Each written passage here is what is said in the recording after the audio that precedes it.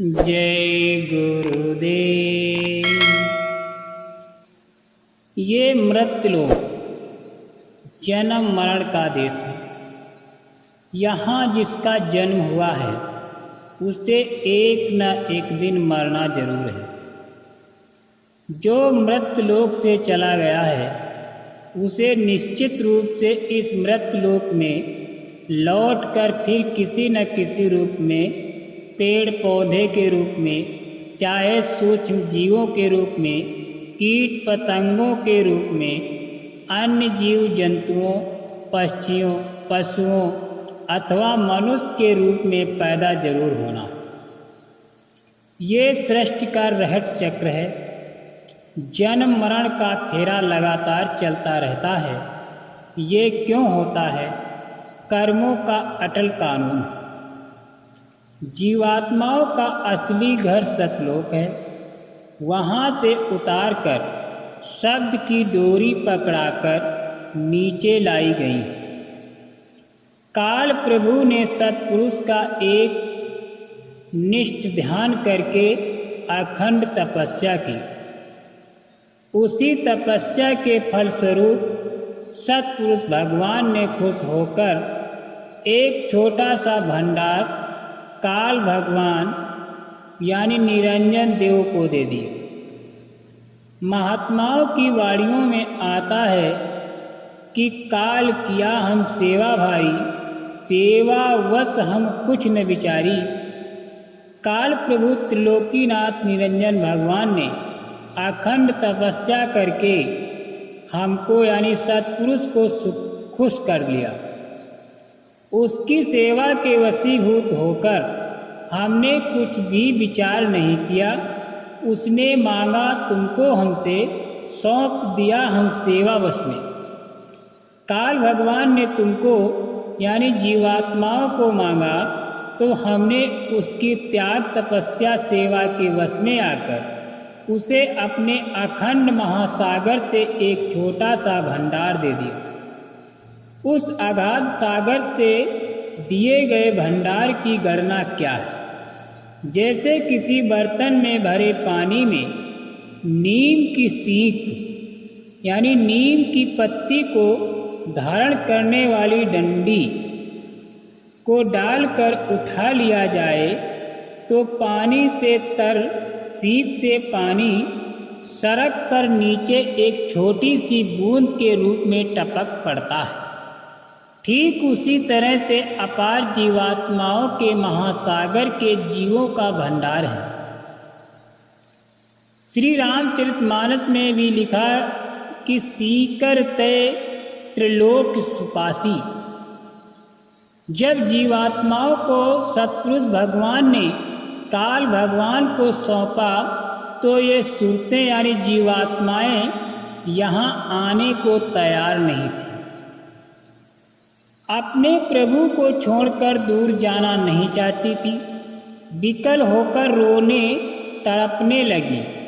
तब सत्पुरुष ने इनको समझाया कि मैं तुम्हारे साथ संतों का बोध भेज दे रहा हूँ।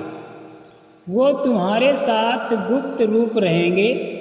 वहाँ की सब खबरें मेरे पास पहुँचाते रहेंगे। जब तुम्हारा मन मेरे पास आने का हो तो इन्हीं संतों के माध्यम से वापस आ जाओगे। बहुत समझाने बुझाने ठठास देने के बाद जीवात्माएं आने को तैयार हों। उन्हें सत्पुरुष के नाम यानी शब्द की डोरी को पकड़ाकर नीचे उतारा गया। एक एक मंडल में न जाने कितने युगों तक रोक कर बर्दाश्त कराया गया। फिर मंडल दर मंडल नीचे उतार कर लाया गया और यहाँ लाकर मनुष्य शरीर में दोनों आँखों के मध्य भाग में बैठा दिया गया। पहले केवल मनुष्य ही मनुष्य थे और दूसरा कोई शरीर यानी योनि नहीं थी। उस समय सतयुग का समय था। सतयुग सब योगी विज्ञानी कर हरि ध्यान तरह बहु प्राणी। सतयुग के समय सब योगी विज्ञानी हुआ करते थे। रास्ता खुला था, आवागमन का कोई बंधन नहीं था। समय पूरा हुआ तो ध्यान विधि से उस सत्पुरुष के पास वापस चले जाते थे। ये क्रम लगातार चलता रहा। न जाने कितनी सूरतें अपने मालिक के लोक अखंड सूरतों के भंडार में पहुंच गईं।